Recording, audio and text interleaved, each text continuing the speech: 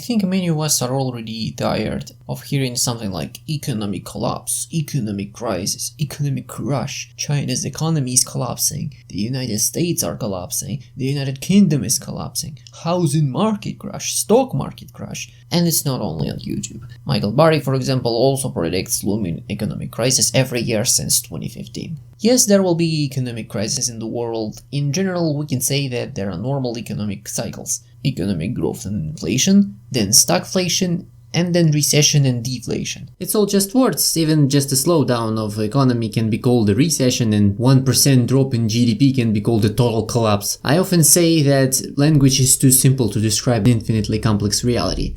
This year, with a high probability, a recession will begin and there will be many bankruptcies because there are so many zombie companies that don't generate profits and live off debt. But now central banks raised interest rates, so there is a big chance that there will be a recession. Also, with a high probability, this recession will end relatively quickly and there will be a new phase of growth. And this is the maximum predictions that can be made. I can predict that after spring, summer will begin, after the night there will be morning. And after raising interest rates and monetary tightening, the economy will slow down. But it's impossible to predict how exactly this recession will pass, how deep it will be, how quickly the Federal Reserve will perform U-turn, what the government will do.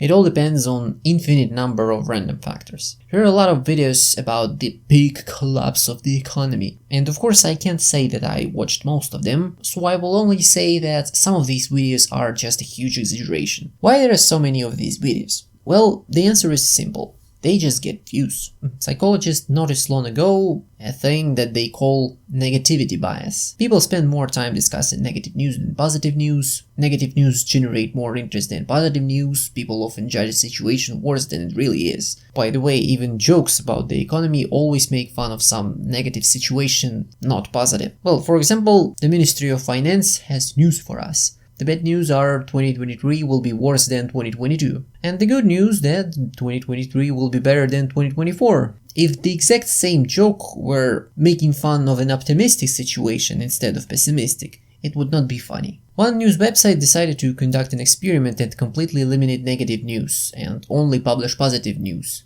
Right after that, the website's traffic fell 3 times. Add to all this the fact that positive change tends to happen slowly and gradually, so it's harder to notice. This is probably why my channel will never get many views. I will never tell you about some unimaginable 95% collapse of the economy, because I know it's just not true and it's just impossible to predict.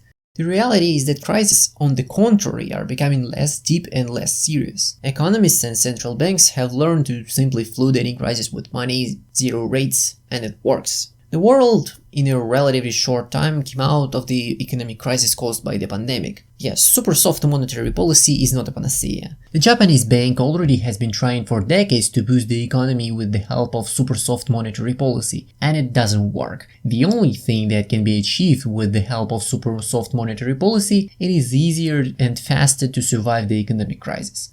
During economic crisis, the demand for money grows. If some companies go bankrupt, it means someone loses their job. If a lot of people lose their jobs, purchasing power falls and other businesses start to suffer losses, they can start to sell assets to cover losses, and massive injection of money into the economy helps to cover the rapidly growing demand for money and stop this growing snowball. Yes, we can say that the central banks quite overdid this time. Especially this concerned the US Federal Reserve System and the European Central Bank. This money increased inflation, which rose due to a combination of circumstances. The Chinese bank acted quite better.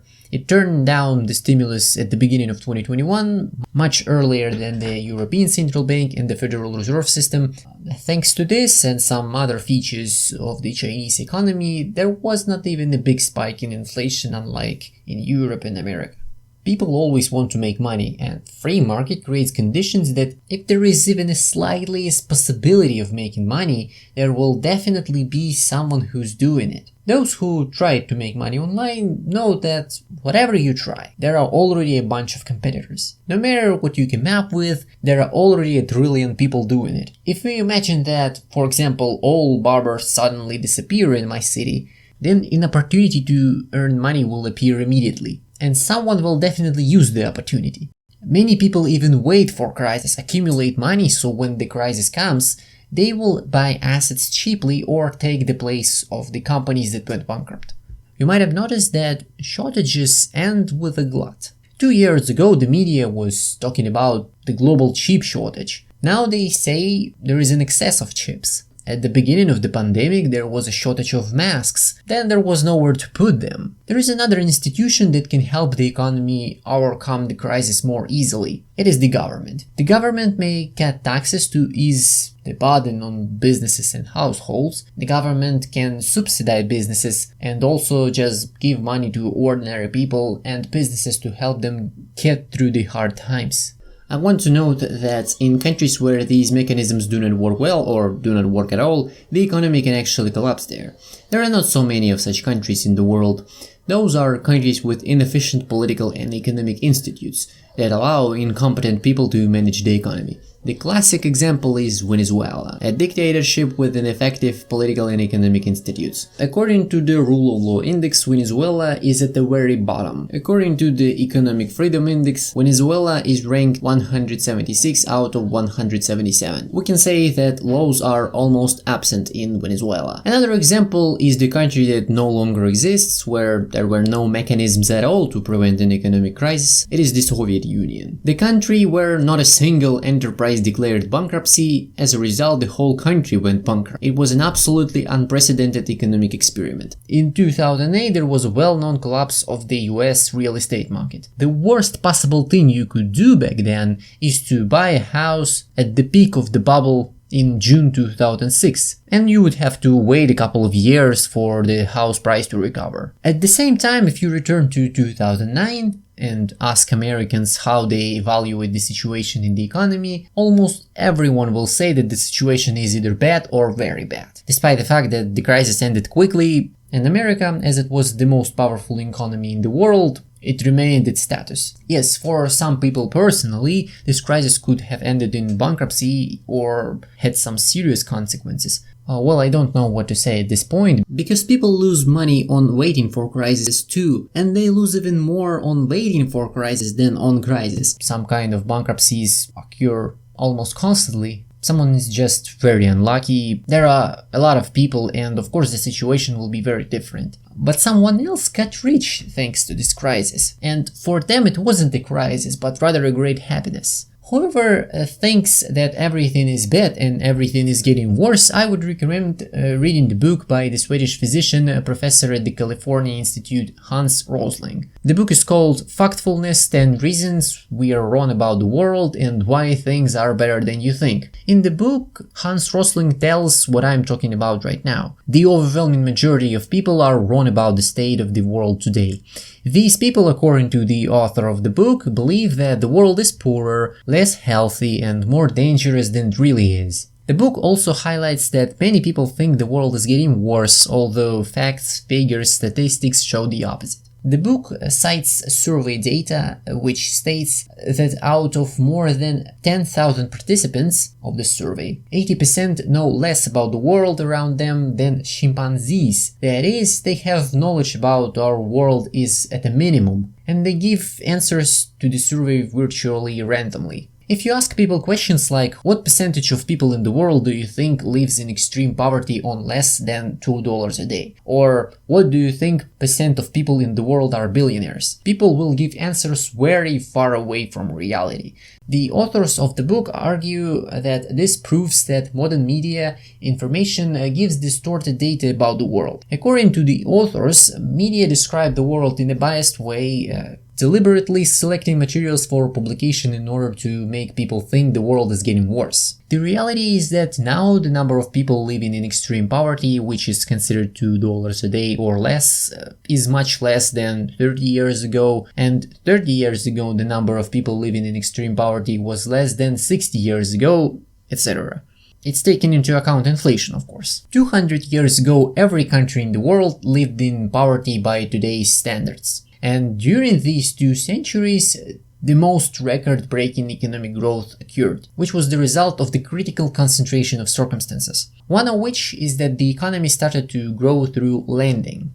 And here many people can say to me, what about the debt crisis? Now, many people see at that end, debts are growing faster than the economy is growing. If we compare all debts in the world, which is approximately $270 trillion, this is 2.7 times more than the world's GDP. The US government debt was 123.4% of the country's nominal GDP in December 2022, and this is only the government debt. There are also corporate debts and household debts. But it's not the size of the debt itself that is scary, but the fact that it's growing faster than the economy is growing. That is, the ratio will become 150%, then 200%, and the question is, what's the limit of this leverage? However, many economists agree that with zero rates it doesn't matter what kind of debt, because you really do not need to spend anything on its maintenance. Real rates in the world, taking into account inflation, are negative. And if I can endlessly borrow money at zero interest, then it really doesn't matter how much I owe. The real risk is only an increase of interest rates. And without rising inflation, there will be no increase in rates.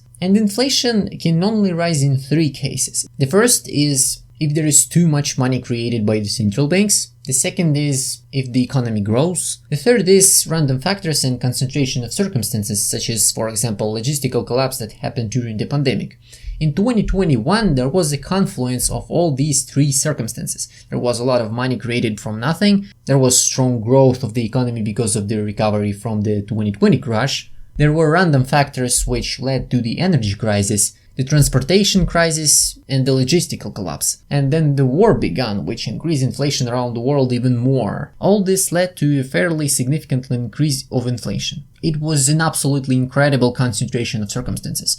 This happens very, very seldom. This has certainly not been the case in the recent decades. And even with such a confluence of circumstances, it didn't bring inflation out of control. It didn't begin the deconstruction of the debt bubble. The debt bubble itself is unlikely to destroy the global economy if it is the only problem. There will be danger only when the debt bubble will be superimposed other problems such as falling birth rates and depopulation. But in coming decades, the world population will still grow, and it's just pointless trying to predict what will happen in like 2088. At this very moment, the world economy has a huge margin of safety, and there will be no big collapse in the next 50 years or so.